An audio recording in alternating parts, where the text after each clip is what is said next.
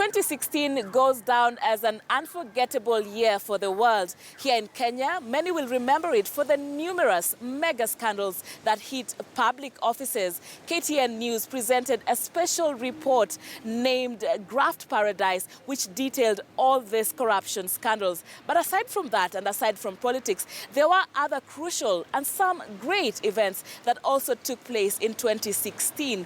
Welcome to this last episode of Replay as we recount some of the major events that rocked 2016.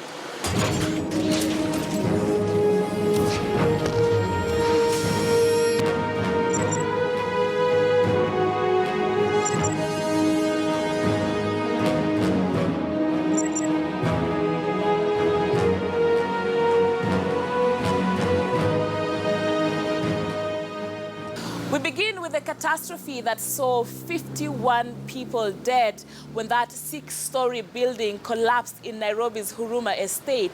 Rescue teams, including the Kenya Red Cross and the National Disaster and Management Unit, worked around the clock for more than a week trying to rescue those trapped in debris.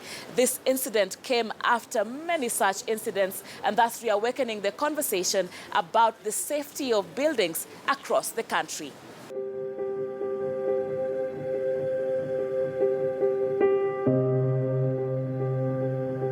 It is an event that has gripped the country's attention.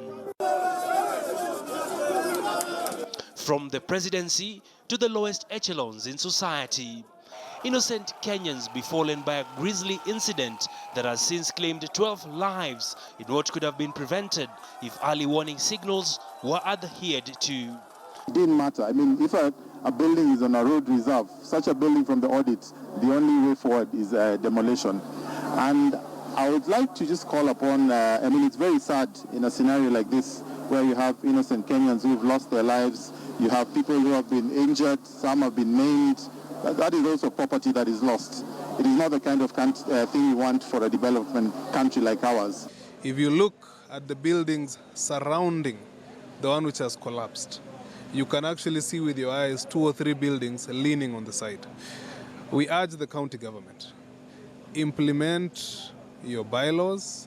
If somebody put up a building without building plans, and one day you come, you mark an X and you say it's going to be demolished, either follow through or come and make sure those structures have been put to the order they're supposed to be. But when nothing happens, they put cement and then they paint them back, then we keep having such disasters. I can show you 2 or 3 buildings in this area, and we've complained several. The building in question, located in Nairobi's Huruma estate, is believed to have housed 126 occupants. The structure, according to survivors, was built in a record 6 months, raising further questions about its structural soundness. Kona dono nyana do. Kwenye kona dono kona right. Sasa hiyo sema anguka hapa, hakuna action imechukuliwa na gava. Imebidi tutumie message na tutweet na tuangalie network za civil society zikuja zitusaidie. Gava imetufail. Na tutaona kisha hapa huja kuchukua kura na watu kura na watu nakufa, amechukua life za watu ni kama ujinga. Kitu ya kwanza, first of all, I'm so disappointed in the government. That is one. 2, tuko na response team money. Hiyo pesa ya response team iko wapi? Hiyo pesa ya response ingekuja hapa, kitu ya kwanza take action na zinafanyika. Questions around structural stability point to a building that was a ticking time bomb. If we report to the county government and they don't act within 14 days, we will come ourselves with the youth. We give notice to the tenants. We give them 48 hours to move out. If they don't move out, whether they move out or they don't, we'll come back after 48 hours and we demolish those houses ourselves. That's what we've told them. Because having 2 incidences in less than 6 months and we are losing lives. And the owner of that building has 2 or 3 other buildings in this same locality, and they have been built in the same manner. It's unacceptable, completely unacceptable. According to the National Construction Authority chairman, Stephen Oundo, the 7-story building had in fact been condemned and was merely awaiting demolition. The building, according to the National Lands Commission Chair, Mohamed Swazuri, the Nairobi County and the National Construction Authority ought to come clean. Of course, all of this is just a symptom of the rot that has been there in Nairobi and in this country. In many places, not just in Huruma, across the country, that you can actually get land on a riparian reserve build a house in less than 5 months to go to 7 stories, when we have agencies that are supposed to approve.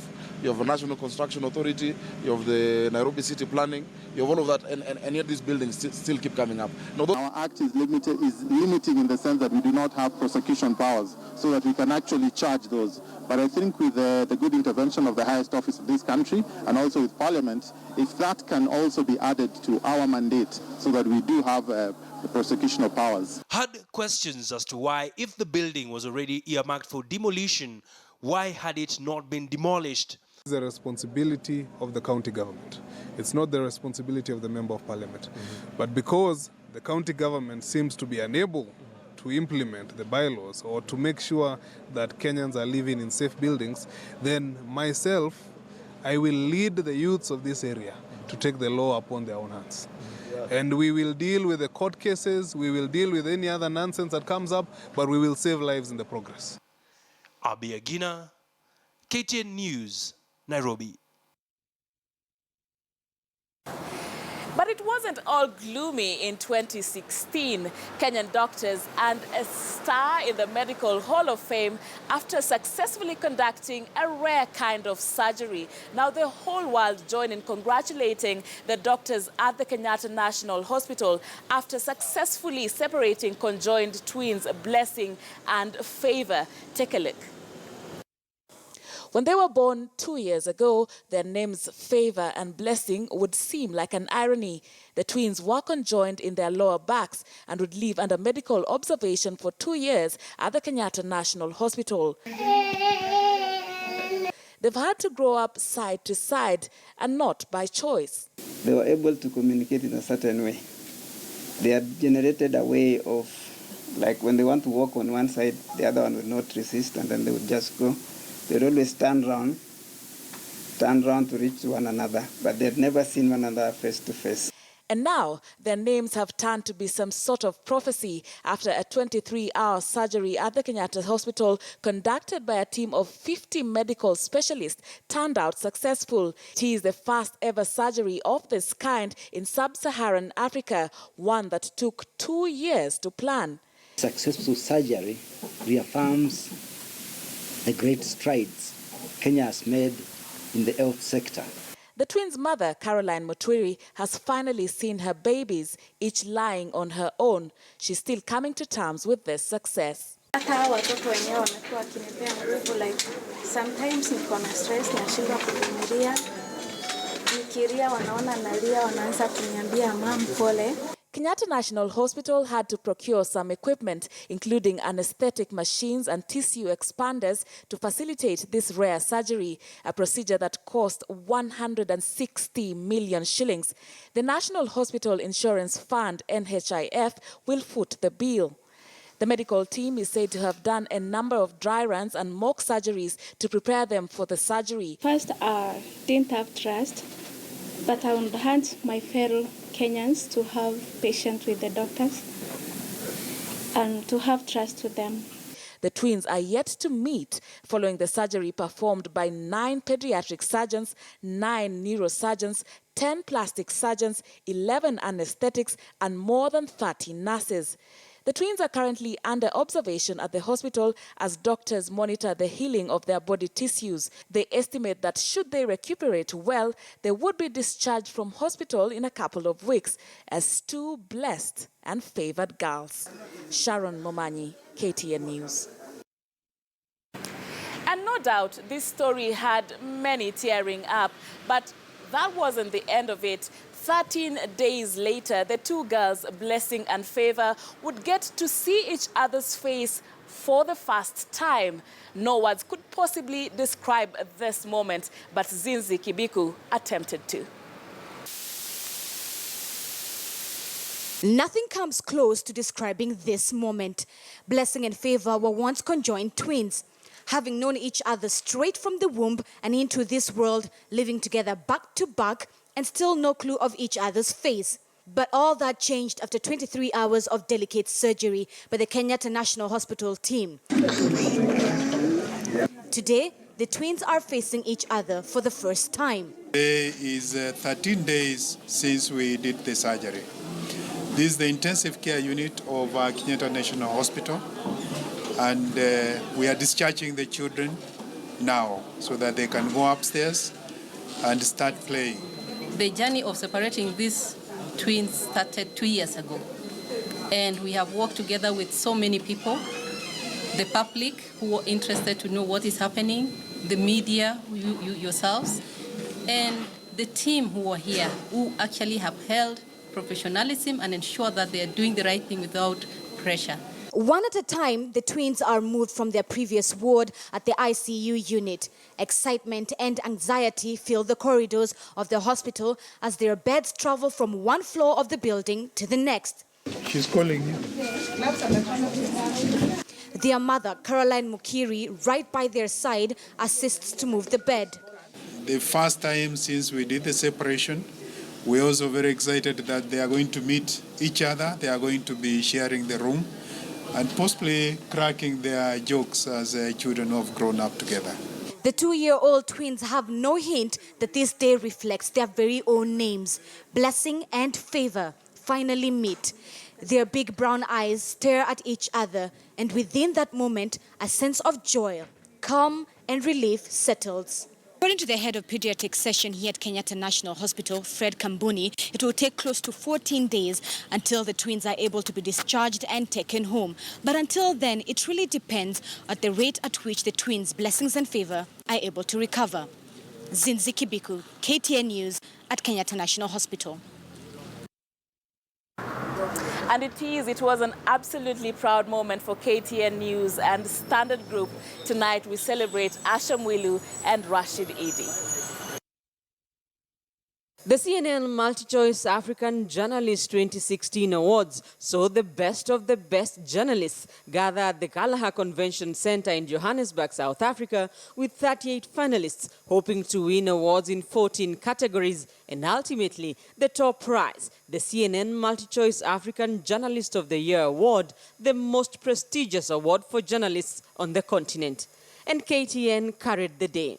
Asha Ahmed Mwilu, the features and documentaries editor for KTN and KTN News, the only 24-hour news channel in the region which draws from the rich news heritage of the KTN brand, and senior cameraman Rashid Idi were awarded the top prize after beating 37 other finalists chosen from a record number of 1,637 entries. It's such an honor and it's such a privilege to be representing the continent this way, and most importantly just to get a pat on our shoulders, like well done, gives us motivation for the next story, so we're really pleased. The story was so important because in past few years terror has been creeping inside Kenya, and we try to cover this story to let people know that the terror is so big, it's a big problem in the whole world, not only in Kenya. The two were awarded the overall prize for their documentary, Terror Crossing. As much as the county commissioner paints a picture of political and clan interests interfering with the war against terror, one thing does not add up. Terror Crossing aired on KTN's investigative segment, The Lead. The in-depth investigative documentary explored the security intrigues at the Kenya-Somalia border in Mandera County at a time when Kenya was initiating plans to build a wall at the Kenya-Somalia border in a bid to boost security and keep out Al-Shabaab militants in its war against terror. School dropouts in Mandera are always an easy target for Al-Shabaab recruiters. Asha and Rashid were winners in the News Impact Award, which recognizes stories that, as a result of their coverage, have made a sustainable impact in areas such as reaction within the target audience, increased public awareness, and tangible changes in behavior or policy. The Kenyan government has admitted that one of the largest contributing factors to the increase... With finalists from 15 countries, among them Nigeria, Ghana, South Africa, Botswana, Burundi, Algeria, Egypt, and Ivory Coast, the two KTN journalists were the only television finalists from the East African region. Standard Group CEO Sam Shuley and KTN's managing editor Joe Ageo were at hand to congratulate the two. And it was a double win for the Standard Group. Dominic Omondi of the Standard won the EcoBank Economic and Business Award for his piece, How Thriving Reject Economy is Allowing the Poor to Live the High Life of the Rich. Isaac Otidi Amuke won the Features Award for his 3-part series Facing the Mediterranean, which was published on the Commonwealth Writers blog, while the Daily Nation's Jeboit Kigen won the Mohammed Amin Photographic Award for his photograph Another Kind of Shower. The winners will have the opportunity to participate in the CNN Journalism Fellowship at the CNN headquarters in Atlanta. The CNN Award is now in its 21st year. Rita Tinina, KTN News. In April, all eyes around the world turned to Kenya as the biggest ivory tusks and rhino horn stockpiles were set ablaze in an event led by President Uhuru Kenyatta and witnessed by Gabon's President Ali Bongo, among other dignitaries. KTN's Joy Doreen Bira filed that report. Tourism in Kenya's national parks has produced a number of economic benefits, the greatest of which is the contribution to Kenya's overall tourism revenue. Each year, this economic value from wildlife alone is conservatively valued at a minimum of 39 billion shillings. It is assumed that tourists' primary motivation for visiting Kenya is indicative of the proportion of overall tourism revenue attributable to the national parks. However, the past 3 years alone have seen 840 elephants and 152 rhinos killed. We lost 164 in 2014 and 96 in 2015.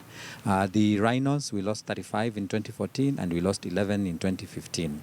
So you can see that it is declining. And therefore, if we are to use statistics to be able to establish whether or not we are successful, it speaks for itself.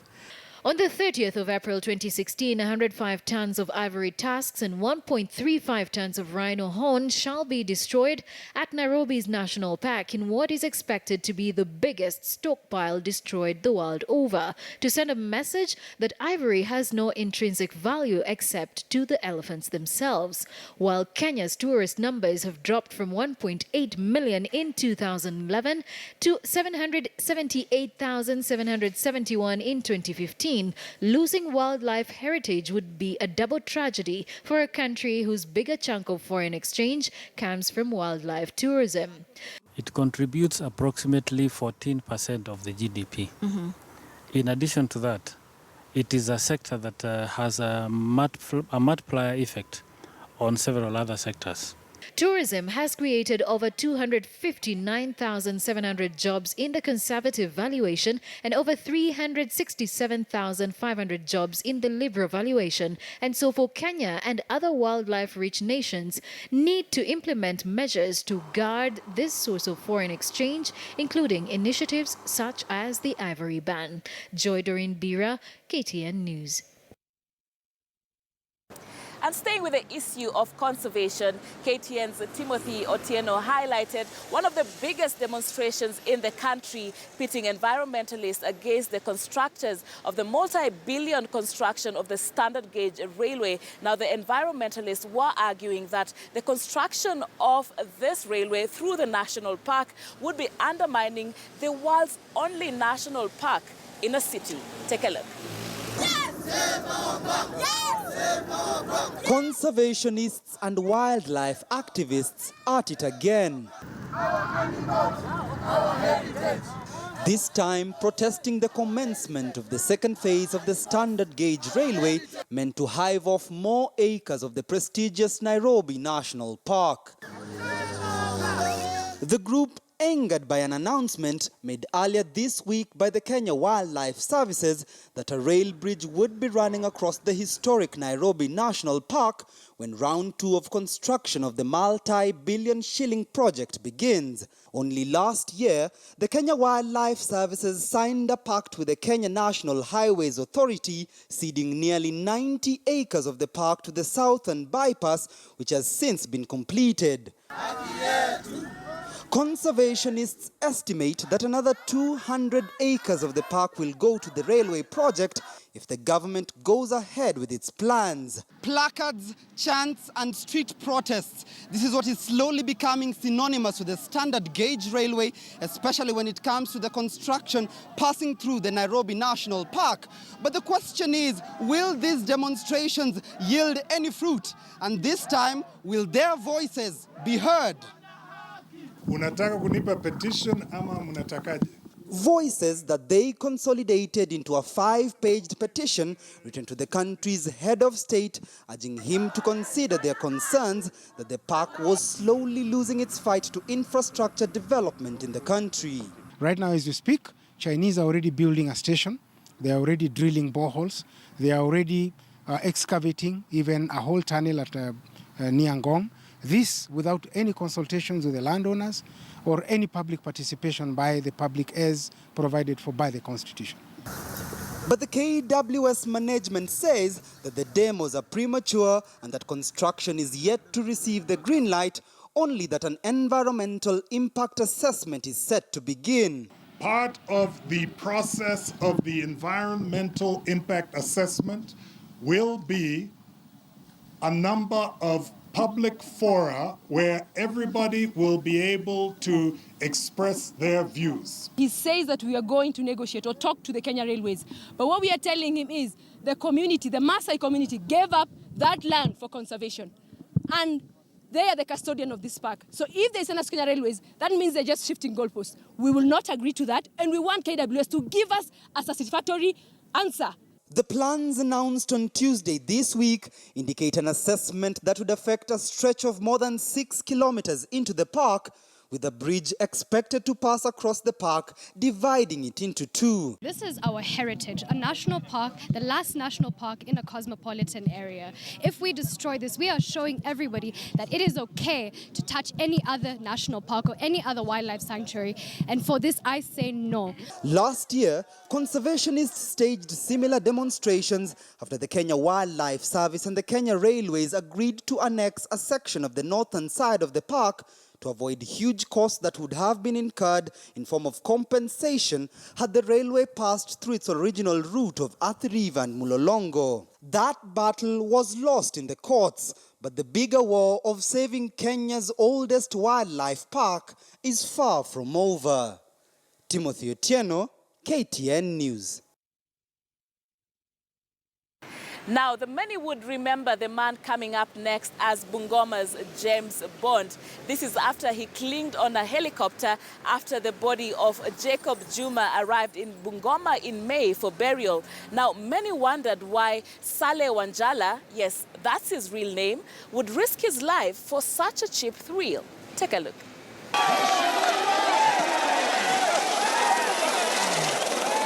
A day after the video of this man hanging on a helicopter high in the air went viral worldwide, KTN has managed to trace Saleh Wanjala, who has now acquired the name of Bungoma's James Bond. Nikiendelea kuangalia tu chini, haina sifil, nasikia kizunguzungu, nasikia nini. Halafu sasa kufika hapo hivyo juu. We caught up with Saleh as he was receiving treatment from injuries sustained after he fell off the helicopter 10 feet from the ground. And according to him, this was just an accident. Hii ilikuwa tu ni ajali tu. Si ati mimi ilikuwa napenda hata mimi. Jacob si ndugu yangu. Si babangu. Simjui. Hii ilikuwa tu ni ajali. And reacting on suggestions by millions of people who witnessed his daredevil act that he becomes a film actor or an Air Force officer, Saleh had this to say. Kwa hiyo, sasa nikasema ati watakuja wanichukue niende ni act. Hiyo tu ni heri nitibiwe, lakini kusema kwa act hii ilikuwa ni kama mashetani, wacha nikuambie. Hiyo haikuwa kupenda yangu kabisa. Doctors at the Bungoma Referral Hospital told KTN how the latest James Bond sensation was faring on. When the patient came in, he had sustained soft tissue injuries, of which when he arrived, I think we took charge. We managed the situation. X-rays were taken, ultrasound was done, first aid was done. And at the moment, the patient is improving. He's on intravenous antibiotics and painkillers, and is in a stable condition at the moment. But Bungoma County Commissioner Maalim Mohamed, who condemned Saleh for the jaw-dropping act, said the man will be arraigned in court to answer to charges of obstructing an aircraft, endangering his own life, together with the passengers on board, immediately he gets better. Huyu ni mtu anastahili labda jinsi yake tuweze kuipima kama ikawa na manufaa mengine kama nchi. Lakini hata hivyo Saleh Wanjala kulingana na sheria amefanya hatia ambayo haikubaliki katika sheria ya ulimwengu na Kenya kama taifa. Ni kama sasa kisheria alikuwa amepanga kujiua. Hiyo tunasema attempted suicide, na pia amehatarisha maisha ya rubani pamoja na wale walikuwa kwa hiyo ndege. Bond's reaction to that? Mwaka moja umefanya mazoezi, miaka 5 komando. Sasa we ni mwanajeshi sasa kamili. Ati unaenda kwa college fulani ati ukuweko koplo hiyo siku hiyo ama sergeant, siku hiyo ndio unasikia hakuna kazi.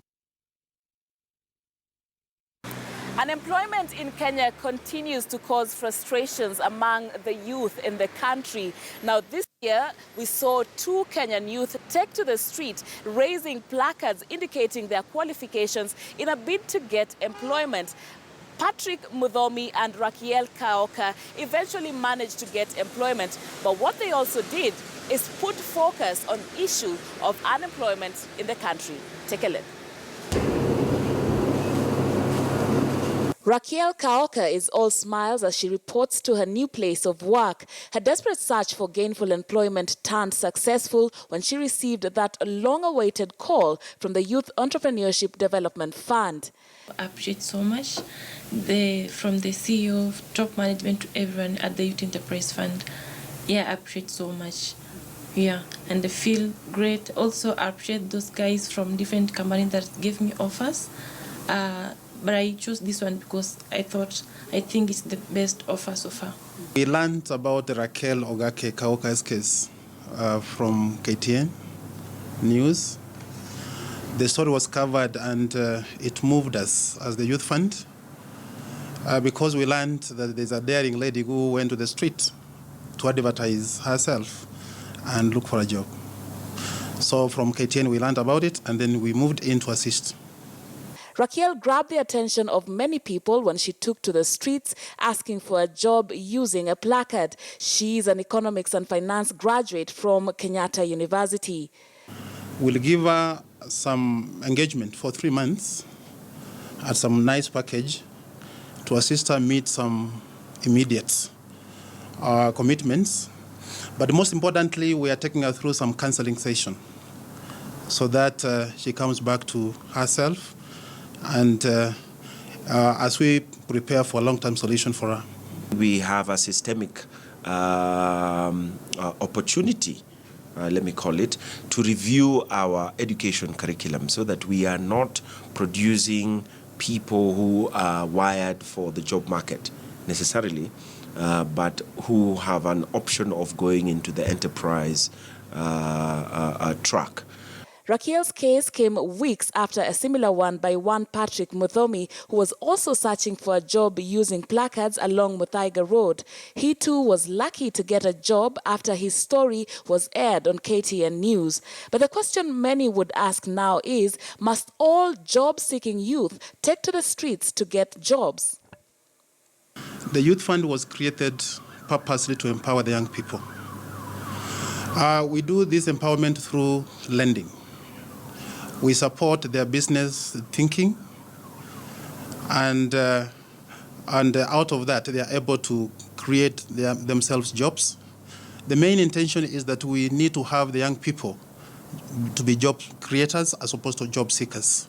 We will soon be embarking on opportunity mapping, and we want to go into every region and say, you know, in Kwale, what are the opportunities and how do we develop products out of the box specifically to address the opportunities in Kwale. And we do the same in Turkana, we do the same in Kakamega, we do the same in Garissa, because when we provide homogeneous products as we have, then failure rates is likely to be high in some places where those homogeneous products do not work.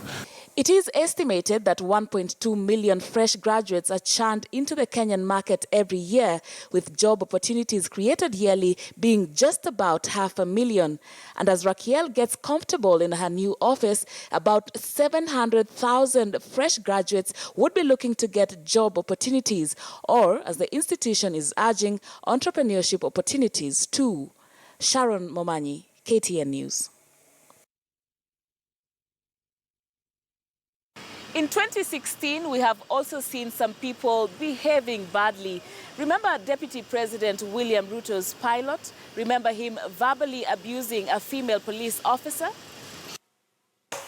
At the Kinango police station, this pilot, now a familiar face to millions of Kenyans, pulls his heels after he surrendered to the police. And this is where his problems began. This video, captured last Sunday, the 21st of February 2016, has been the subject of a heated debate on social media here in Kenya. In the amateur video, a policewoman is seen standing by a curious crowd near this chopper used by the Deputy President William Ruto in